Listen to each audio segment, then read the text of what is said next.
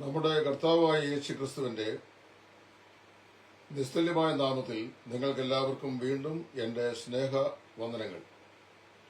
നല്ല വചനം പേജിലൂടെ അതിപ്രധാനമായിരിക്കുന്ന ഒരു ഉപദേശ വിഷയത്തിന് ഞങ്ങൾ മറുപടി പറഞ്ഞുകൊണ്ടിരിക്കുകയാണ്. ഇതിനു മുമ്പ് തന്നെ പല നിലയിലും ഈ വിഷയത്തിന് ഞങ്ങൾ മറുപടി നൽകിയിട്ടുണ്ട്. എന്നാലും ഒരു പ്രത്യേകമായ ഉപദേശ സത്യം എന്ന നിലയിൽ ഇതിന് വാസ്തവത്തിൽ ഒരു കൊടുക്കാതിരിക്കാൻ സാധിക്കത്തില്ല എന്നുള്ളതുകൊണ്ടാണ് ഈ വിഷയം അതീവ പ്രാധാന്യത്തോടെ ഞങ്ങളിപ്പോൾ അവതരിപ്പിച്ചുകൊണ്ടിരിക്കുന്നത്.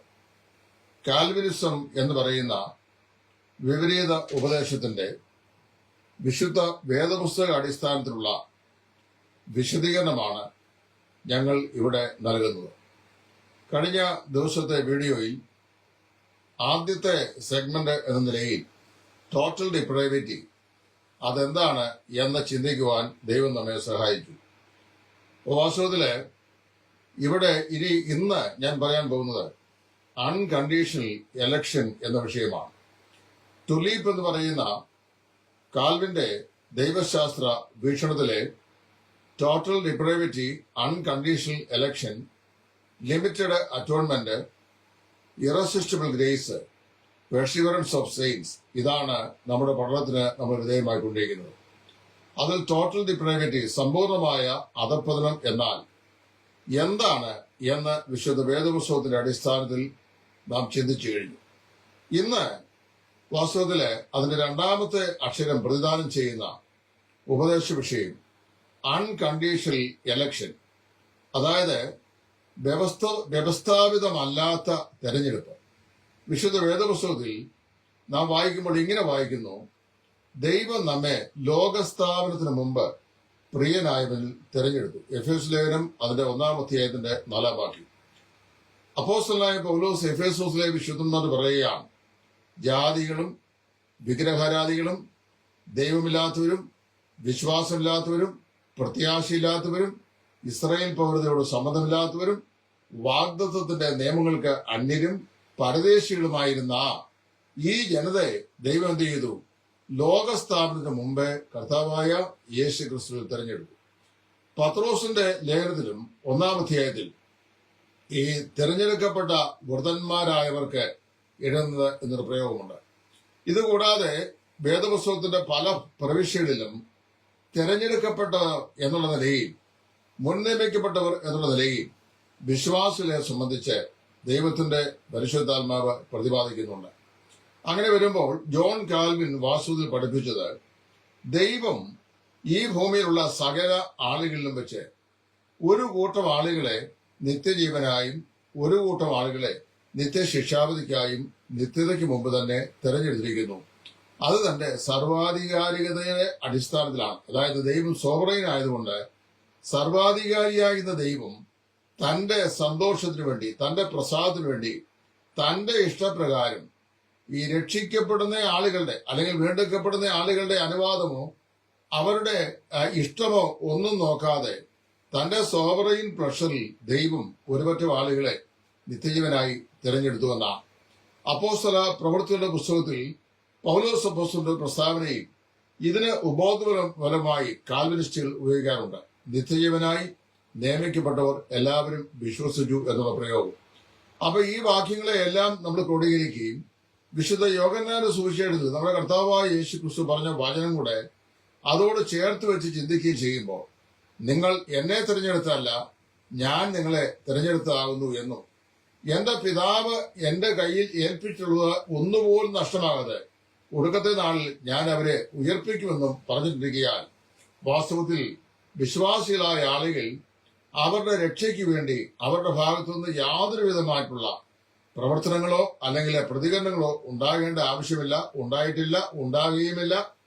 അവരെ സമ്പൂർണമായും കർത്താവ് തന്റെ സോവറൈൻ ഇഷ്ടപ്രകാരം തിരഞ്ഞെടുത്തിരിക്കുന്നു എന്നാണ് ഈ കാൽവിന്റെ രക്ഷാ ദൈവശാസ്ത്രം. അവർ പറയുന്നത് ദൈവം തന്റെ സ്വന്തം ഇഷ്ടപ്രകാരം തന്റെ സർവാധികാരികതയിൽ അതിന്റെ കീഴിൽ ദൈവം ചില ആളുകളെ എന്ത് ചെയ്യുന്നു? രക്ഷയ്ക്കായി തിരഞ്ഞെടുത്തിരിക്കുന്നു. അതേസമയത്ത് തന്നെ ഗോഡ് ഹാസ് ബൈപാസ്ഡ് സം. ചില ആളുകളെ യാതൊരു നിലയിലും അവന്റെ രക്ഷയിലേക്ക് പ്രവേശിക്കുവാൻ ദൈവം മുൻകൂട്ടി ഉദ്ദേശിച്ചിരുന്നുമില്ല എന്നാണ് പറയുന്നത്. അപ്പോൾ വാസ്തവത്തില് ഈ ദൈവത്തിന്റെ നിത്യമായ ലക്ഷ്യങ്ങളുടെ അല്ലെങ്കിൽ ഉദ്ദേശങ്ങളെ അടിസ്ഥാനമാക്കിയാണ് ദൈവം ആ നിലയിൽ ചിലരെ രക്ഷയ്ക്കായി തെരഞ്ഞെടുത്തിരിക്കുന്നത് എന്നും ആ തെരഞ്ഞെടുപ്പ് ദൈവത്തിന്റെ നിസ്വാർത്ഥമായ സ്നേഹത്തിന്റെ അടിസ്ഥാനത്തിലാണെന്നും ഈ ഇങ്ങനെയുള്ള ആളുകൾ വാദിക്കുന്നുണ്ട്. യോഹന്നാൻ 6:44 യേശു ക്രിസ്തു പറഞ്ഞ വാക്കുകളും ഞാൻ ഈ അല്പം മുമ്പേ ഉദ്ധരിച്ചത് അവർ ബോധബലകമായി അതിന് ഉപയോഗിക്കാറുണ്ട്. ഇവിടെ ഞാൻ പറയാൻ ആഗ്രഹിക്കുന്ന വിഷയം, അങ്ങനെ ദൈവം ചില ആളുകളെ രക്ഷയ്ക്കായി തിരഞ്ഞെടുത്തിട്ടുണ്ടോ? ദൈവത്തിന്റെ രക്ഷാപദ്ധതി അല്ലെങ്കിൽ മനുഷ്യന് വേണ്ടിയുള്ള ദൈവത്തിന്റെ ആത്മരക്ഷാ പദ്ധതി അൺകണ്ടീഷണൽ ആണോ? അതായത് യാതൊരു വ്യവസ്ഥകളും ഇല്ലാത്തതാണോ? ദൈവം ഈ രക്ഷിക്കപ്പെട്ട ആളുകളെ അല്ലെങ്കിൽ വീണ്ടെടുക്കപ്പെട്ട ആളുകളെ അവരുടെ ഭാഗത്ത് യാതൊരു പ്രതികരണമോ യാതൊരു വിധമായിട്ട് താല്പര്യമോ വകവെക്കാതെ അവർ പോലും അറിയാതെ അവർ ചില ആളുകളെ തന്റെ പ്രഷറിനായി അങ്ങനെ തിരഞ്ഞെടുത്തതാണോ? അങ്ങനെയാണെങ്കിൽ അതിൽ ഗുരുതരമായ ചില പ്രയാസങ്ങൾ ഉണ്ടാകാറുണ്ട്. ഈ ബന്ധത്തിൽ ഞാൻ 3-4 കാര്യങ്ങൾ ഇവിടെ പറയുവാൻ ഉദ്ദേശിക്കണം. ഒന്ന്, റോമാലേഖനം 9, 10, 11 അധ്യായങ്ങളാണ് വാസ്തവത്തിൽ തിരഞ്ഞെടുപ്പിനെ തെറ്റായി വ്യാഖ്യാനിക്കപ്പെടുന്നതായിട്ടുള്ള വേദഭാഗങ്ങൾ. അത് ദൈവിക തിരഞ്ഞെടുപ്പില് അനീതിയുണ്ടോ? ദൈവം ചില ആളുകളെ മുൻകൂട്ടി രക്ഷയ്ക്കായി തിരഞ്ഞെടുത്തു എങ്കിൽ അങ്ങനെ ദൈവം തിരഞ്ഞെടുത്ത കാര്യത്തിൽ അനീതിയുണ്ടോ? 2, ജനനത്തിന് മുമ്പേ ദൈവം യേശാവിനെ ദ്വേഷിക്കുകയും യാക്കോബിനെ സ്നേഹിക്കുകയും ചെയ്തിട്ടുണ്ടോ? അങ്ങനെ ഒരു വാക്യമുള്ള ഇബ്രാഹിമിൽ അവൻ യാക്കോബിനെ സ്നേഹിച്ചു, എന്നാൽ യേശാവിനെ ദ്വേഷിച്ചും ഇരിക്കുന്നു. അവർ ജനിക്കും മുമ്പേ കുട്ടികൾ ഇരട്ടയാണോ അത് ആണാണോ പെണ്ണാണോ എന്നൊക്കെ നിർണ്ണയിക്കുന്നതിന് മുമ്പ് തന്നെ ദൈവം നിർണയപ്രകാരമുള്ള തെരഞ്ഞെടുപ്പ് പ്രകാരം അങ്ങനെ തീരുമാനിച്ചു എന്നാണ് അവിടെ പൗലോസ് പറയുന്നത്. ദൈവം എന്തുകൊണ്ട് ചിലരെ കഠിനപ്പെടുത്തുകയും ചിലരോട് കരുണ കാണിക്കുകയും ചെയ്യുന്നു? ദൈവം നശിപ്പിക്കപ്പെടുവാനുള്ള ക്രോധപാത്രങ്ങളായി ചിലരെ സൃഷ്ടിക്കുകയും വേറെ ചിലരെ രക്ഷിപ്പിന് ശക്തിക്കായി വീണ്ടും ജനിപ്പിക്കുകയും ചെയ്തിട്ടുള്ളൂ. ഇങ്ങനെയുള്ള നിരവധി ചോദ്യങ്ങൾ ഈ ബന്ധത്തിൽ വളരെ കരണീയമായിട്ട് വരുന്നുണ്ട്. അതില് ഈ ദൈവം യാതൊരു ഉപാധികളും കൂടാതെ, അതായത് ഉപാധിരഹിത തെരഞ്ഞെടുപ്പ്, ഉപാധികളും കൂടാതെ നിത്യതയിൽ വെച്ച് തന്നെ തന്റെ സമസൃഷ്ടങ്ങളിൽ അല്ലെങ്കിൽ സൃഷ്ടികളിൽ ചില ആളുകളെ നിത്യരക്ഷയ്ക്കായി തെരഞ്ഞെടുത്തു എന്ന് പഠിപ്പിച്ചു കഴിഞ്ഞാൽ വാസ്തവത്തിൽ അതില് ഒരുപാട് അപകടങ്ങൾ പതിയിരിപ്പുണ്ട്. ഒന്നാമത്, അങ്ങനെ വന്നു കഴിഞ്ഞാൽ എന്നറിയാമോ, നമ്മളെ വാസ്തവത്തില് സുവിശേഷം എന്ന് പറയുന്ന ഒരു വസ്തുത പ്രസംഗിക്കേണ്ട ആവശ്യം വരുന്നില്ല. കാരണം അറിയാമോ, ദൈവം തന്റെ സൃഷ്ടിയിൽ ഉൾപ്പെട്ട ഈ മാനവജാതിയിൽ ഒരുപാട് ആളുകൾ, കുറെ ആളുകളെ ദൈവത്തിന്റെ രക്ഷാപദ്ധതിക്കായി ദൈവം മുന്നമേ തന്നെ മുൻകൂട്ടി നിത്യതയിൽ വെച്ച് തന്നെ തെരഞ്ഞെടുത്തു. അവർ ജനിക്കുന്നതിന് മുമ്പ് തന്നെ അവരെ തെരഞ്ഞെടുത്തു. ഇതിനെ ഉപോദ്ബലമായി കാൽമുദ്രിക്കുന്ന ചില വാക്യങ്ങളുണ്ട്. അപ്പോസ്തലനായ പൗലോസ് പറയുമ്പോൾ, എന്റെ ജനനം മുതൽ തന്റെ സുവിശേഷത്തിനായി എന്നെ വേർതിരിച്ച വിശ്വസ്തനായ ദൈവം. അപ്പൊ ജനിക്കുമ്പോൾ തന്നെ ദൈവം പൗലോസ് അപ്പോസ്തലനെ തെരഞ്ഞെടുത്തിരുന്നു എന്നും, ഇരമ്യാവ് പറയുമ്പോൾ എന്റെ അമ്മയുടെ ഉദരത്തിൽ ഞാൻ ഉരുവാകും മുമ്പേ ദൈവം എന്നെ തെരഞ്ഞെടുത്തു, തന്റെ ജനത്തിനു വേണ്ടി ശുശ്രൂഷകയായി നിയോഗിച്ചു എന്നും പറയുന്നുണ്ട്. അങ്ങനെയുള്ള ഒരു ഉപദേശം നമ്മൾ സ്വീകരിച്ചാൽ അതിപ്രധാനമായി വരുന്ന ഒരു അപകടം, പിന്നെ സുവിശേഷം പ്രസംഗിക്കേണ്ട ആവശ്യമില്ല. കാരണം സുവിശേഷത്തിന്റെ പ്രസംഗം കേട്ട് മാനസാന്തരത്തിലൂടെ ഒരാൾ രക്ഷിക്കപ്പെടേണ്ട ആവശ്യമല്ല. നേരെ മറിച്ച് ദൈവം അവരെ മുന്നമേ തന്നെ രക്ഷിച്ചു വെച്ചിരിക്കുക, അല്ലെങ്കിൽ നിത്യതയിൽ വെച്ച് തന്നെ അവരെ തെരഞ്ഞെടുത്തിരിക്കുക. പിന്നീട് അവർക്ക് ഒരു രക്ഷയുടെ ആവശ്യം വരുന്നില്ല. രണ്ടാമത്തെ വിഷയം എന്ന് പറയുന്നത്, ദൈവം ചിലരെ രക്ഷിക്കുകയും അതുപോലെ തന്നെ ചിലരെ നിത്യനാശത്തിനായി കൈവിടുകയും ചെയ്തു കഴിഞ്ഞപ്പോൾ വാസ്തവത്തില് ദൈവ സ്നേഹത്തെയും അല്ലെങ്കിൽ ദൈവത്തിന്റെ നീതിയെയും അത് ചോദ്യം ചെയ്യുന്നു. മൂന്നാമതായി നമ്മൾ വായിക്കുന്നത്, ദൈവം ചില ആളുകളെ സ്നേഹിച്ചു എന്ന് പറയുന്നത് സുവിശേഷം കൂടാതെയാണ്, അല്ലെങ്കിൽ ദൈവത്തിന്റെ തെരഞ്ഞെടുപ്പ് സുവിശേഷം കൂടാതെയാണ് എന്ന് നമ്മൾ സമ്മതിക്കേണ്ടതായിട്ട് വരും. മാത്രമല്ല, ഇനി ഈ തെരഞ്ഞെടുക്കപ്പെട്ട ആളുകൾക്ക് ഒരു രക്ഷിക്കപ്പെടൽ പ്രക്രിയ, കർത്താവായ യേശുവിനെ ജീവിതത്തിന്റെ രക്ഷിതാവും കർത്താവുമായി ഞാൻ ഇന്നു മുതൽ സ്വീകരിച്ചിരിക്കുന്നു എന്ന് ഏറ്റുപറഞ്ഞ് സ്വീകരിക്കേണ്ട ഒരു ആവശ്യകത വരുന്നില്ല. കാരണം അറിയാമോ, കാരണം അവരെ ഓൾറെഡി ലോകസ്ഥാപനത്തിന് മുമ്പ് തന്നെ വാസ്തവത്തിൽ ദൈവം അവരെ തെരഞ്ഞെടുത്ത് രക്ഷയ്ക്കായി വെച്ചിരിക്കുകയാണ്. എന്നാൽ വേദപുസ്തകത്തിന്റെ ശരിയായ വിശകലനം അല്ലെങ്കിൽ ശരിയായ പഠനം നമ്മെ വളരെ സത്യമായ ഒരു യാഥാർത്ഥ്യത്തിലേക്ക് കൊണ്ടെത്തിക്കുന്നു. അതായത് വേദപുസ്തകത്തിലെ ആദ്യോടന്തം തെരഞ്ഞെടുപ്പ് എന്ന് പറയുന്ന വിഷയം ചർച്ച ചെയ്യപ്പെടുന്നു എങ്കിലും ദൈവം ആരെയും ഒരിക്കലും രക്ഷയ്ക്കായി ഇൻഡിവിജ്വൽസിനെ തെരഞ്ഞെടുത്തിട്ടില്ല എന്നാണ് വിശുദ്ധ വേദപുസ്തകത്തിന്റെ പഠനം കൂടി മനസ്സിലാക്കാൻ കഴിയുന്നത്. ദൈവം തന്റെ പരമാധികാരം തെറ്റായ നിലയിൽ വ്യാഖ്യാനിക്കപ്പെടുന്നതാണ് വാസ്തവത്തിൽ ദൈവം ചില വ്യക്തികളെ രക്ഷയ്ക്കായി നിത്യതയ്ക്ക് മുമ്പ് തന്നെ തെരഞ്ഞെടുത്തു എന്ന് പഠിപ്പിക്കുവാൻ ഹേതുകമായി തീരുന്നത്. ദൈവം പരമാധികാരി ആണ് എന്ന് ദൈവം വചനം പഠിപ്പിക്കുന്നുണ്ട്. എന്നാൽ ദൈവം സ്വേച്ഛാധിപതിയായ ഒരു പരമാധികാരിയല്ല. ദൈവം ചില ആളുകളെ നിത്യതയ്ക്ക് മുമ്പ് തന്നെ അവർ മാനസാന്തരപ്പെടുമോ ഇല്ലയോ, അവർ രക്ഷിക്കപ്പെടുമോ ഇല്ലയോ, അവരുടെ ഇച്ഛാശക്തി വിനിയോഗം ചെയ്യണമോ വേണ്ടയോ എന്നൊന്നും തന്നെ തീരുമാനിക്കാതെ തന്റെ പരമാധികാരത്തിന്റെ പരിധിക്കുള്ളിൽ തന്റെ സ്വന്തം ഉദ്ദേശ സാക്ഷാത്കാരത്തിനായി ദൈവം ചില ആളുകളെ രക്ഷയ്ക്കായി തിരഞ്ഞെടുത്തു എന്ന് വന്നു കഴിഞ്ഞാൽ ദൈവം സ്വേച്ഛാധിപതിയായ ഒരു പരമാധികാരി ആണ് എന്ന് വരും.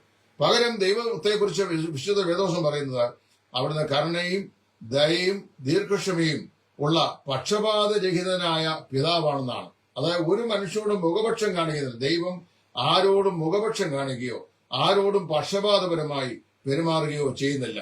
അതുകൊണ്ട് ഇങ്ങനെയുള്ള വ്യാഖ്യാനങ്ങൾ ദൈവത്തെ സ്വേച്ഛാധിപതിയായ ഒരു പരമാധികാരിയായി മാറ്റുകയാണ് ചെയ്യുന്നത്. അല്ലാതെ ഒരു സ്നേഹമുള്ള എല്ലാവരെയും തുല്യമായി സ്നേഹിക്കുന്ന ഒരു പിതാവായി വ്യാഖ്യാനിക്കാൻ അവർ ഭയപ്പെടുന്നു. രണ്ടാമത്, ദൈവത്തിന്റെ തെരഞ്ഞെടുപ്പിനെ തെറ്റായി വ്യാഖ്യാനിക്കപ്പെടുന്നു.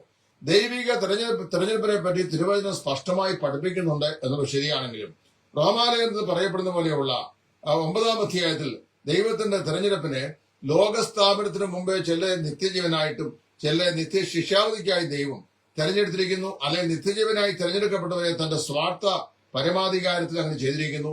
മറ്റുള്ളവരെ ദൈവം അവഗണിച്ചിരിക്കുന്നു എന്ന് പറയുന്നത് തിരുവചനത്തോട് തികച്ചും നീതി പുലർത്താത്ത ഒരു വ്യാഖ്യാന രീതിയാണ്. ദൈവം ലോക സ്ഥാപനത്തിന് മുമ്പ് സ്വർഗത്തിലേക്ക് തിരഞ്ഞെടുത്ത കുറച്ചാളുകളെ മാത്രം അദ്ദേഹം താൻ സ്നേഹിച്ചുവെന്നും അല്ലാത്തവരെ ദൈവസ്നേഹത്തിന്റെ പരിധിയിൽ നിന്ന് പുറത്താക്കിയെന്നും വ്യാഖ്യാനിക്കുവാൻ വേദപുസ്തകം പഠിക്കുന്ന ഒരാൾക്കും ഒരിക്കലും സാധിക്കുകയില്ല. അപ്പം ചില ആളുകൾക്ക് ദൈവം വിശ്വസിക്കാൻ കഴിവ് കൊടുക്കാതിരിക്കുകയും അവർ വിശ്വസിക്കാതിരിക്കുകയും ചെയ്തിട്ട് അവർ വിശ്വസിച്ചില്ല എന്ന കാരണത്താൽ അവരെ നിത്യശിക്ഷാവിധിക്ക് യോഗ്യരായി എണ്ണുക എന്ന് പറയുന്നത് ദൈവത്തിന്റെ നീതിക്ക് ഒരിക്കലും യോഗ്യമായി വരുന്ന ഒരു യാഥാർത്ഥ്യമല്ല. അതുകൊണ്ട് നമുക്കതിനെ അങ്ങനെ ഒരിക്കലും അംഗീകരിക്കാനായിട്ട് സാധിക്കുകയില്ല. അതുപോലെ തന്നെ മനുഷ്യരുടെ സ്വതന്ത്ര ഇച്ഛയെ തെറ്റായ നിലയിൽ വ്യാഖ്യാനിക്കപ്പെടുകയും ചെയ്യുന്നു. അത് ലോകത്ത് സ്ഥാപനം മുൻപേ സ്വർഗത്തിലേക്ക് താൻ തെരഞ്ഞെടുത്തവർക്ക് മാത്രം ദൈവം മാനസാന്തരവും വിശ്വാസവും കൊടുക്കുന്നു എന്ന് പറയുന്നത് ദൈവ വചനത്തെക്കുറിച്ച് ഉള്ള തെറ്റായ ഒരു പഠിപ്പിക്കുകയാണ്. നേരെ മറിച്ച് ദൈവം എന്താണ് ചെയ്തത് നമ്മളെ വായിക്കുമ്പോൾ റോമാലേഖനം 8-ാം അധ്യായത്തിൽ അതിലെ 28-6 മുതലുള്ള വാക്കുകൾ വായിക്കുമ്പോൾ നമ്മെ സംബന്ധിച്ചുള്ള ദൈവിക പദ്ധതിയുടെ ക്രോഡീകരണം അപ്പോസ്തലനായ പൗലോസ് അവിടെ പറഞ്ഞിട്ടുണ്ട്. അദ്ദേഹം പറയുമ്പോൾ ഇങ്ങനെ പറയുകയാണ്, അവൻ മുന്നറിഞ്ഞവരെ തന്റെ പുത്രൻ മുഖാന്തരം അനേകം സഹോദരന്മാരിൽ ആദ്യജാതനാകേണ്ടതിന് അവന്റെ സ്വരൂപത്തോട് അടുത്തവരാകുവാൻ മുൻ നിയമിച്ചിരിക്കുന്നു. മുൻ നിയമിച്ചവരെ വിളിച്ചും വിളിച്ചവരെ നീതീകരിച്ചും നീതീകരിച്ചവരെ തേജസ്കരിച്ചും ഇരിക്കുന്നു. ഞാൻ ഈ വിഷയത്തെക്കുറിച്ച് പറയുമ്പോൾ ദൈവത്തിന്റെ തെരഞ്ഞെടുപ്പ് രക്ഷയ്ക്ക് വേണ്ടിയുള്ള തെരഞ്ഞെടുപ്പല്ല, മറിച്ച് അബ്രഹാമിനെയോ അല്ലെങ്കിൽ ഇസ്രായേൽ ജനതയോ അല്ലെങ്കിൽ ജാതികൾ ഫറവോനെയോ മറ്റു ചില ആളുകളെയോ നെബൂഖദ്നേസറിനെയോ ഒക്കെ ചരിത്രത്തിൽ ദൈവം തെരഞ്ഞെടുത്തു എന്ന് പറഞ്ഞു കഴിഞ്ഞാൽ ദൈവത്തിന്റെ ഭാവികാല രക്ഷാപദ്ധതിയിൽ ഭൂമിയിൽ ദൈവത്തിന്റെ രക്ഷാപദ്ധതിയെ ദൈവം നടപ്പിലാക്കുന്നതിന് വേണ്ടി ചില ആളുകളെ ദൃഷ്ടാന്തങ്ങളായി അവരെ ദൈവം ഉപയോഗിക്കുന്നു എന്നതിലേക്ക് ചൂണ്ടിക്കാണിക്കുവാൻ വേണ്ടി മാത്രമാണ് ആ ദൃഷ്ടാന്തങ്ങൾ പറഞ്ഞിട്ടുള്ളത്. അല്ലാതെ അവരെ ആരെയും രക്ഷയിലേക്ക് ദൈവം തിരഞ്ഞെടുത്തല്ല.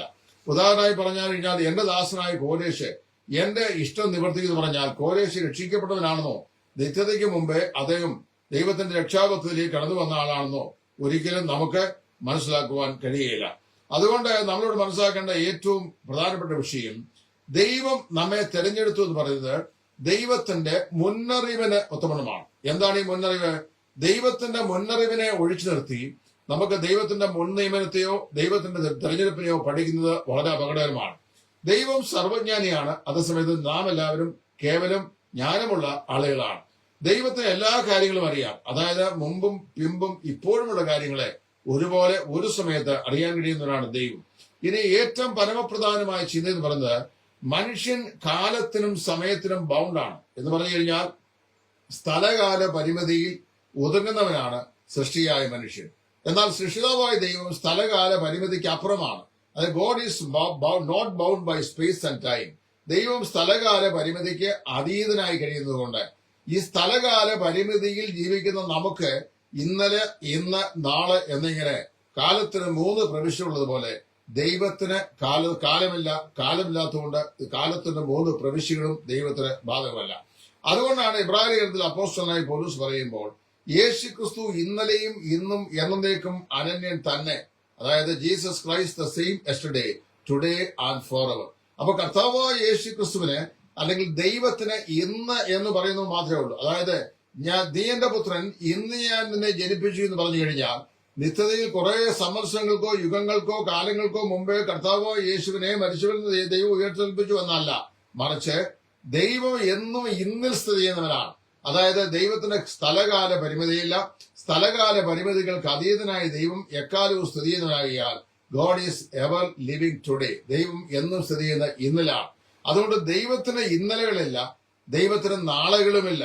എന്നാൽ ഇന്നലകൾ, ഇന്ന്, നാളുകൾ എന്നൊക്കെ പറഞ്ഞിരിക്കുന്നത് സ്ഥലകാല പരിമിതിയിൽ ഒതുക്കപ്പെട്ടിരിക്കുന്ന മനുഷ്യ സൃഷ്ടിയോടുമത്തിലും മനുഷ്യോടുമത്തിലാണ്. അതുകൊണ്ട് മനുഷ്യനാണ് ഇന്നലെയുള്ളത്, മനുഷ്യനാണ് നാളെയുള്ളത്, ദൈവത്തിന് ഇന്ന് മാത്രമേ ഉള്ളൂ. അപ്പൊ ദൈവത്തിന്റെ സർവജ്ഞാനത്തിൽ ദൈവം ആരംഭത്തിൽ തന്നെ അവസാനവും, അതായത് സൃഷ്ടിയുടെ ആരംഭം തന്നെ അവസാനവും പൂർവ്വകാലത്ത് തന്നെ മേലാൽ സംഭവിക്കാനുള്ളതും അറിയുന്നവനാണ്. അങ്ങനെ വരുമ്പോൾ സ്വാഭാവികമായി എന്താ മനസ്സിലാക്കാൻ കഴിയുക?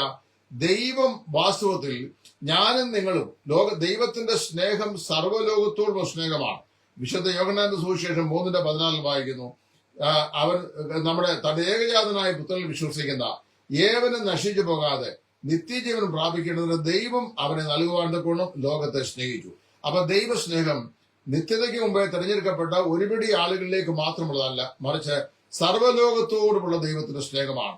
ഇനിയും പത്രോസിന്റെ ലേഖനം നമ്മൾ വായിക്കുമ്പോൾ പത്രോസ് പ്രകാരം പറയുന്നു, ചിലർ ചിന്തിക്കുന്ന പോലെ നമ്മുടെ കർത്താവ് വരുവാൻ താമസിക്കുന്നില്ല, അല്ല, അവരെല്ലാവരും മാനസാന്തരപ്പെട്ടതിന് സകല മനുഷ്യരോടും തന്റെ ദയ അല്ലെങ്കിൽ കരുണ കാണിക്കുകയാവുന്നത്രേ ചെയ്യുന്നത്. അപ്പൊ ദൈവത്തിന്റെ ആഗ്രഹം എല്ലാ മനുഷ്യരും രക്ഷിക്കപ്പെടണമെന്നാണ്. എന്നാൽ എല്ലാ മനുഷ്യരും രക്ഷിക്കപ്പെടുന്നുണ്ടോ? രക്ഷിക്കപ്പെടുന്നില്ല. എല്ലാ മനുഷ്യരും രക്ഷിക്കപ്പെടുവാൻ ദൈവം ആഗ്രഹിക്കുന്നു. എല്ലാ മനുഷ്യരെയും ദൈവം ഒരുപോലെ സ്നേഹിക്കുന്നു. എല്ലാ മനുഷ്യരോടും ദൈവം കരുണാഭാരതിയാണ്. എല്ലാ മനുഷ്യരോടും ദൈവം ദയ കാണിക്കുന്നു. എല്ലാ മനുഷ്യർക്കും വേണ്ടിയാണ് ദൈവം തന്റെ രക്ഷയെ ഒരുക്കിയിരിക്കുന്നത്. അങ്ങനെ വരുമ്പോൾ ദൈവം സകല മനുഷ്യർക്കും വേണ്ടി ഒരുക്കിയിരിക്കുന്ന തന്റെ രക്ഷ ചുരുക്കം ചില ആളുകൾക്ക് നിത്യതയിൽ വെച്ച് തന്നെ അവരറിയാതെ ദൈവം അവർക്ക് വേണ്ടി കൊടുക്കുകയും അവരെ അതിനായി വീണ്ടും ജനിപ്പിക്കുകയും ചെയ്തു കഴിഞ്ഞിരിക്കുന്നു എന്ന് പറഞ്ഞാൽ അബദ്ധ ജഡിലമാകുന്ന ഉപദേശമാണത്. ഇനി റോമാലേഖനത്തിന്റെ 8-ാം അധ്യായത്തിൽ മടങ്ങി വരാം. അവിടെ പൗലോസ് അപ്പോസ്തലൻ നമ്മുടെ രക്ഷയുടെ പ്രോസസ് പറയുകയാണ്. അവൻ മുന്നറിഞ്ഞവരെ, ആരാണ്? ഇപ്പോൾ രക്ഷിക്കപ്പെട്ട ആളുകളെ ദൈവത്തിന്റെ മുന്നറിവിൽപ്പെട്ടവരാണ് എന്ന് പറഞ്ഞാൽ നാം അറിയും മുമ്പേ ദൈവം ആ കാര്യങ്ങൾ അറിയുന്നതാണ് മനസ്സിലാക്കുന്നത്. നാം ഇന്നയാണ് ഇത്രാം മാസം ഇത്രാം തീയതി കർത്താവായ യേശുവിനെ രക്ഷിതമായി സ്വീകരിച്ച് ദൈവഭവനത്തിന്റെ അംഗമായി തീരും എന്നുള്ള കാര്യം നാം വിശ്വസിക്കുന്നതിന് മുന്നമേ സ്വർഗത്തിലെ ദൈവം, അതായത് കാലത്തിന് അതീതനായി അവിടുന്ന് അധിവസിക്കിയാൽ ദൈവം അത് മനസ്സിലാക്കിയിരുന്നു. അവൻ മുന്നറിഞ്ഞവരെ തന്റെ പുത്രൻ മുഖാന്തരം എന്ത് ചെയ്യുന്നു? അനേകം പുത്രന്മാരിൽ ആദ്യജാതനാകേണ്ടതിന് അവന്റെ സ്വരൂപത്തോട് അനുരൂപരാകുവാൻ മുൻ നിയമിച്ചിരിക്കുന്നു. അപ്പൊ മുൻ നിയമനം foreordination is purely and fundamentally based on the foreknowledge of God. ദൈവത്തിന്റെ മുന്നറിവിനത്തോണമാണ് ദൈവത്തിന്റെ മുൻ നിയമനം. അങ്ങനെയുള്ളവരെ എന്ത് ചെയ്തു? മുൻ നിയമിച്ചിരിക്കുന്നു. മുൻ നിയമിച്ചവരെ വിളിച്ചവരെ നീതീകരിച്ചവരെ തിരസ്കരിച്ചും ഇരിക്കുന്നു. നിത്യജീവനായി നിയമിക്കപ്പെട്ടവർ എന്ന് പറഞ്ഞു കഴിഞ്ഞാൽ കർത്താവായ യേശു ക്രിസ്തു മുഖാന്തരമുള്ള സൗജന്യമായ രക്ഷാമാർഗത്തെ സുവിശേഷത്തിന്റെ പ്രഘോഷണത്തിലൂടെ വിശ്വസിക്കുന്ന ആളുകൾ ആരെല്ലാമാണെന്ന് ദൈവത്തിന് തന്റെ സർവജ്ഞാനത്തിൽ അറിയാമായിരുന്നു. അങ്ങനെ ദൈവത്തിന്റെ സർവജ്ഞാനത്തിൽ അറിയാമായിരുന്നതുകൊണ്ട് 1997 ഒരു പാപി 97 ജനുവരി മാസം 1-ാം തീയതി രക്ഷിക്കപ്പെടുമെങ്കിൽ ആ ആള് ജനിക്കുന്നതിന് മുമ്പ് തന്നെ 1997 ജനുവരി 1-ന് ആ ആള് കർത്താവായ യേശുവിനെ രക്ഷിതാവായി സ്വീകരിക്കുമെന്ന് ദൈവത്തിന് തന്റെ സർവജ്ഞാനത്തിൽ മുന്നറിയാമായിരുന്നു. അങ്ങനെ തന്റെ മുന്നറിവ് പ്രകാരം എന്ത് ചെയ്തു? ദൈവം അവനെ മുൻ നിയമിക്കുകയും, അതായത് തന്റെ പുത്രനായ യേശു ക്രിസ്തു മുൻ നിയമിക്കുകയും, പിന്നെ മുൻ നിയമിച്ചവരെ സുവിശേഷം കൊണ്ട് വിളിക്കുകയും, സുവിശേഷം കൊണ്ട് വിളിച്ചവരെ ദൈവം നീതീകരിക്കുകയും, നീതീകരിക്കപ്പെട്ടവരെ ദൈവം ദൈവദൃഷ്ടിയിൽ തിരസ്കരിക്കപ്പെടുകയും ചെയ്യുന്നു. നമ്മുടെ രക്ഷിക്കപ്പെട്ടവരുടെ തന്നെ തിരസ്കരണം ഇനിയും കർത്താവായ യേശു ക്രിസ്തുവിന്റെ പ്രത്യക്ഷങ്ങൾ സംഭവിക്കാനുള്ള കാര്യമാണ്. ഇതുവരെയും നാം തിരസ്കരിക്കപ്പെട്ടില്ല. യോഹന്നാൻ പറയുമ്പോൾ കുഞ്ഞുങ്ങളെ നാം ആരായിത്തീരുമെന്ന് നാം ഇതുവരെയും അറിഞ്ഞിട്ടില്ല. എന്നാൽ അവൻ പ്രത്യക്ഷമാകുമ്പോൾ അവനെ താൻ അയക്കുന്ന പോലെ തന്നെ നാം കാണുന്നതാകൊണ്ട് അവനോട് സാദൃശ്യന്മാരാകും എന്ന് പറയുന്നു. അത് ഭാവിയിൽ നമ്മൾ സംഭവിക്കാനുള്ള കാര്യമാണ് തിരസ്കരണം. എന്നാൽ ദൈവദൃഷ്ടിയിൽ ഇതെല്ലാം സംഭവിച്ചു കഴിഞ്ഞായിട്ട് പാസ്റ്റ് ടെൻസിലാണ് പറഞ്ഞിരിക്കുന്നത്. ഇപ്പൊ ദൈവത്തിന് പാസ്റ്റ് ഇല്ലാത്തടത്തോളം കാലം ദൈവത്തിന് പാസ്റ്റ് ടെൻസിൽ അത് മനസ്സിലാക്കേണ്ട ആവശ്യമില്ല. ദൈവം അതെല്ലാം പ്രസന്റ് ടെൻസിലാണ് മനസ്സിലാക്കുന്നത്. നമ്മളത് സംഭവിച്ചതായി പാസ്റ്റ് ടെൻസിലാണ് മനസ്സിലാക്കുന്നത്. കാലത്തിന്റെ പരിമിതിയിൽ, അതായത് സ്ഥലകാല പരിമിതികൾ, സമയത്തിന്റെ പരിമിതിയിൽ ഒതുക്കപ്പെട്ടിരിക്കുന്ന നമുക്ക് കാര്യങ്ങളെ മനസ്സിലാക്കണമെങ്കിൽ ഈ പറയപ്പെട്ട 3 ഭൂത വർത്തമാന ഭാവി പ്രവിശ്യകളിൽ വിഷയങ്ങൾ അവതരിപ്പിച്ചാൽ മാത്രമേ മനസ്സിലാകുകയുള്ളൂ. എന്നാൽ ദൈവം എല്ലായ്പ്പോഴും അതിനെ വർത്തമാന കാലത്തിലാണ് മനസ്സിലാക്കുന്നത്. ഇവിടെ കാര്യം മനസ്സിലാക്കണം, ദൈവത്തിന്റെ മുന്നറിവ്. ആ ദൈവത്തിന്റെ മുന്നറിവ് എന്ന് പറയുന്നത് ദൈവത്തിന്റെ വിശുദ്ധിയിലും ദൈവത്തിന്റെ നീതിയിലും ദൈവത്തിന്റെ സ്നേഹത്തിലും ദൈവത്തിന്റെ കരുണയിലും ദൈവത്തിന്റെ സഹതാപത്തിലും അടിസ്ഥാനമാണ്. അല്ല, ദൈവം ഒരു ബ്യൂറോക്രാറ്റ് അല്ല. എന്ന് പറഞ്ഞു കഴിഞ്ഞാൽ സ്വേച്ഛാധികാരിയായിരുന്ന ഒരു ഭരണാധികാരിയായി തനിക്ക് ഇഷ്ടമുള്ള കുറെ ആളുകളെ താന് രക്ഷിക്കുകയും ഇഷ്ടമില്ലാത്തവരെ നരകശിക്ഷാവിധി യോഗ്യന്മാരായി എണ്ണുകയും ചെയ്യുന്ന സ്വേച്ഛാധിപതിയല്ല ദൈവം. അതുകൊണ്ട് വിശുദ്ധ വേദപുസ്തകത്തിൽ ദൈവം വിശ്വസിക്കുന്നവരെ നിത്യതയ്ക്ക് മുമ്പേ തെരഞ്ഞെടുത്തിരിക്കുന്നു എന്ന് പറഞ്ഞു കഴിഞ്ഞാൽ ദൈവം ഒരു വ്യക്തിയെ പോലും രക്ഷയ്ക്കായി തെരഞ്ഞെടുത്തിട്ടില്ല. ഒരു മനുഷ്യനെ പോലും ദൈവം രക്ഷയ്ക്കായി തെരഞ്ഞെടുത്തെങ്കിൽ ദൈവത്തെ നീതിയുള്ള ന്യായാധിപതി എന്ന് പറയുവാനായിട്ട് സാധിക്കുന്നില്ല. അതുകൊണ്ട് റോമാലേഖനം 9-ാം അധ്യായത്തിൽ അപ്പോസ്തലൻ പറയുമ്പോൾ ഫറവോനെ ദൈവം ചരിത്രത്തിൽ ഒരു ദൃഷ്ടാന്തമായി നിർത്തിയതും ദൈവം അബ്രഹാമിനെ മെസോപ്പൊട്ടേമിയയിലെ കൽദയുടെ ഊരിൽ നിന്ന് ദൈവം വിളിച്ച് വേർതിരിച്ചതും യാക്കോബിനെ സ്നേഹിക്കുകയും ഏശാവിനെ ദ്വേഷിക്കുകയും ചെയ്തിരിക്കുന്നു എന്ന് പറയുന്നതും എല്ലാം ദൈവത്തിന്റെ രക്ഷാപദ്ധതി ഭൂമിയിൽ നടപ്പിലാക്കുന്നതിനുള്ള ബന്ധത്തിൽ ദൈവം ചില ദൃഷ്ടാന്തങ്ങളെ നമ്മുടെ മുമ്പാകെ അവതരിപ്പിച്ചിരിക്കുകയാണ്. അതൊന്നും വ്യക്തികളെ രക്ഷയ്ക്കായി തിരഞ്ഞെടുത്തു എന്നതിന്റെ തെളിവുകളല്ല. റോമാലേഖനം 4-ാം അധ്യായത്തിൽ അപ്പോസ്തലൻ പറയുമ്പോൾ നമ്മുടെ പൂർവ്വപിതാവായ അബ്രഹാം ദൈവത്തിൽ വിശ്വസിച്ചു, ആദാമിനെ നീതിയായി കണക്കിട്ടു എന്നാ വായിക്കുന്നത്. അപ്പൊ അബ്രഹാമും ഇസ്ഹാക്കും യാക്കോബും പഴയ നിയമ ഭക്തന്മാർ ഏവരും നോഹയും ആദാമും എല്ലാവരും ദൈവത്തിലുള്ള വിശ്വാസത്താൽ നീതീകരിക്കപ്പെട്ടവരാണ്. റോമർ 5:1 പ്രകാരം വിശ്വാസത്താൽ നീതീകരിക്കപ്പെട്ടവരാണ് ഞാനും നിങ്ങളും. അങ്ങനെയാണ് നമുക്ക് ദൈവത്തോട് സമാധാനം ഉണ്ടായത്. മറിച്ച് ദൈവം ചില നിത്യതയ്ക്ക് മുമ്പ് തന്നെ രക്ഷയ്ക്കായി തിരഞ്ഞെടുത്തു എന്നുള്ള പഠിപ്പിക്കലുകൾ തികച്ചും അബദ്ധജടിലമായി പഠിപ്പിക്കുകയാണെന്ന് ഞാൻ നിങ്ങൾ വ്യക്തമായി മനസ്സിലാക്കണം. അതൊരിക്കലും അംഗീകരിക്കാനായിട്ട് സാധിക്കുകയില്ല. ഇനി മാത്രമല്ല, ചുരുക്കം മിനിറ്റുകൾ കൊണ്ട് ഞാൻ അതിന്റെ 1-2-3 ദൃഷ്ടാന്തങ്ങൾ പറഞ്ഞിട്ട് അവസാനിപ്പിക്കാം. വിശുദ്ധ വേദപുസ്തകത്തിൽ പഴയ നിയമത്തിലാകട്ടെ പുതിയ നിയമത്തിലാകട്ടെ ദൈവത്തിന്റെ രക്ഷയെ മനുഷ്യന്റെ അനുസരണത്തോടും അവന്റെ അംഗീകാരത്തോടും ബന്ധപ്പെട്ടാണ് പറഞ്ഞിരിക്കുന്നത്. കണ്ടീഷനിലാണ്, വ്യവസ്ഥകളാണ്. ഉദാഹരണം പറഞ്ഞു കഴിഞ്ഞാൽ തേജോമയനായ ദൈവം അബ്രഹാമിന് പ്രത്യക്ഷനായി, നീ ഞാൻ കാണിപ്പാൻ ഈ ദേശത്തേക്ക് പുറപ്പെടുക എന്നാണ് പറഞ്ഞു. അവൻ അനുസരിച്ച് പുറപ്പെട്ടു എന്നാണ് വായിക്കുന്നത്. അപ്പോൾ അവനോട് പറഞ്ഞ അവന്റെ കണ്ടീഷൻ പറഞ്ഞു കഴിഞ്ഞാൽ പുറപ്പെടുക എന്ന് പറഞ്ഞു, പുറപ്പെട്ടു. അവന് വ്യവസ്ഥാപിതമായിട്ടാണ് അവനെ ദൈവം വേർതിരിച്ചത്. അതുപോലെ തന്നെ യോഹന്നാന്റെ സുവിശേഷം 3:14 തന്റെ ഏകജാതനായ പുത്രനിൽ വിശ്വസിക്കുന്ന ഏവനും രക്ഷ പ്രാപിക്കും. അവിടെയും വ്യവസ്ഥയാണ്, വിശ്വസിക്കുക എന്നുള്ള വ്യവസ്ഥ. ഇനി 3-ാമത്തെ വിഷയം, നമ്മള് ഈ ഫിലിപ്പിയൻ കാരാഗ്രഹ പ്രമാണിയോട് പൗലോസ് സംസാരിക്കുമ്പോൾ കർത്താവായ യേശു ക്രിസ്തുവിൽ വിശ്വസിക്കുക, എന്നാൽ നീ നിന്റെ കുടുംബവും രക്ഷ പ്രാപിക്കും. അവിടെയും വ്യവസ്ഥ കർത്താവായ യേശു ക്രിസ്തുവിൽ വിശ്വസിക്കുക എന്നുള്ളതാണ്. അപ്പോൾ എവിടെയും വെളിപ്പാട് പുസ്തകം വരെ നമ്മൾ വായിക്കുമ്പോൾ ദാഹിക്കുന്നവൻ വരട്ടെ, ജീവജലം സൗജന്യമായി വാങ്ങട്ടെ, വാങ്ങാനുള്ള വില്ലിങ്നെസ് അവൻ ഉണ്ടാകണം. അവിടെയെല്ലാം വ്യവസ്ഥയാണ്. ദൈവം മനുഷ്യനോട് വ്യവസ്ഥ കൂടാതെ അവന്റെ രക്ഷയെ അവനെ നിർബന്ധിത ബുദ്ധിയോടെ അടിച്ചേൽപ്പിക്കുന്ന സംവിധാനം വേദപുസ്തകത്തിലില്ല. അതായത് ഒരു യന്ത്രതുല്യമായ ഉപകരണം നിലയിൽ മനുഷ്യനെ എന്ത് ചെയ്യുന്നു, ദൈവം ചെല്ലെ രക്ഷയ്ക്കായി ബന്ധിപ്പിക്കുകയും യന്ത്രതുല്യമായ ഒരു ഉപകരണ നിലയിൽ ദൈവം ചില ആളുകളെ നിത്യനാശത്തിനായി ബന്ധിക്കുകയും ചെയ്തെങ്കിൽ ദൈവം സ്വേച്ഛാധികാരിയായിരുന്ന ഒരു പരമാധികാരി എന്ന് പറയേണ്ടായി വരും. പക്ഷെ അങ്ങനെയല്ല. God of the Bible is A God of love and God of justice. ബൈബിളിലെ ദൈവം സ്നേഹവാനാണ്, നീതിമാനാണ്. നീതിമാനും സ്നേഹനിധിയുമായ ദൈവം ഒരിക്കലും മുഖപക്ഷം കാണുകയില്ല, വ്യവസ്ഥാപിതമാണ്. നിങ്ങൾ ഈ few believe in the Lord Jesus Christ, നിങ്ങൾ കർത്താവായ യേശു ക്രിസ്തുവിൽ വിശ്വസിക്കുമെങ്കിൽ, നമ്മളെ വായിക്കുന്ന എത്യോപ്യ രാജ്ഞിയുടെ ധനകാര്യമന്ത്രിയായിരുന്ന ഷണ്ണനോടും നീ വിശ്വസിക്കുന്നു എങ്കിലാകാം എന്ന് പറയുമ്പോൾ കർത്താവായ യേശു ക്രിസ്തു ദൈവമെന്ന് പുത്രനെന്ന് ഞാൻ വിശ്വസിക്കുന്നു എന്ന് അവൻ പറഞ്ഞു. അങ്ങനെയാണ് പഴയ മുതലാകട്ടെ പുതിയ മുതലാകട്ടെ രക്ഷ മനുഷ്യന് സാധ്യമായി തീരുന്നത്. അതുകൊണ്ട് കാൽവിന്റെ തുലീപ്പിലെ അൺകണ്ടീഷണൽ രക്ഷ, ഉപാധിരഹിതമായിരിക്കുന്ന തെരഞ്ഞെടുപ്പ് എന്ന് പറയുന്ന ഉപദേശം സർവത്ര അബദ്ധജടിലവും പൈശാചികവുമാണ്. വിശുദ്ധ വേദപുസ്തകം പഠിപ്പിക്കുന്ന ദൈവിക തെരഞ്ഞെടുപ്പുമായി അതിന് യാതൊരു ബന്ധവുമില്ല എന്ന് വിനയപുരസ്സരം ഓർപ്പിച്ചുകൊണ്ട് തുലീപ്പിന്റെ ഈ രണ്ടാമത്തെ എപ്പിസോഡ് ഇവിടെ ഞാൻ സമാപ്തി കുറിക്കുന്നു. ദൈവം എല്ലാവരെയും അനുഗ്രഹിക്കട്ടെ. നിങ്ങൾക്ക് ആർക്കെങ്കിലും ഈ വിഷയത്തെക്കുറിച്ച് കൂടുതലായി അറിയണം എന്ന് ആഗ്രഹമുണ്ടെങ്കിൽ ദയവായി എന്നെ കോൺടാക്ട് ചെയ്യുക. എന്റെ നമ്പർ 9995715708. നല്ല വചനം പേരിലൂടെയാണ് ഞങ്ങൾ ഇത് സംപ്രേഷണം ചെയ്യുന്നത്. അവിടെയും നിങ്ങൾക്ക് വാസ്തവത്തിൽ താല്പര്യമുണ്ടെങ്കിൽ നിങ്ങൾക്ക് ചോദ്യങ്ങൾ ചോദിക്കാം, അതിന്റെ മറുപടി പറയാം. എന്നാൽ കടന്നാക്രമണം ചെയ്യാൻ വേണ്ടി മാത്രം മനഃപൂർവ്വമായി ആരെങ്കിലും ചോദിക്കാൻ ആഗ്രഹിക്കുന്നെങ്കിൽ അങ്ങനെയുള്ള ചോദ്യങ്ങളെ മനഃപൂർവ്വമായി അവഗണിച്ചു കളയും എന്നുള്ളതും ഈ തരത്തിൽ ഓർപ്പിക്കുന്നു. ദൈവം ഏവരെയും അനുഗ്രഹിക്കട്ടെ.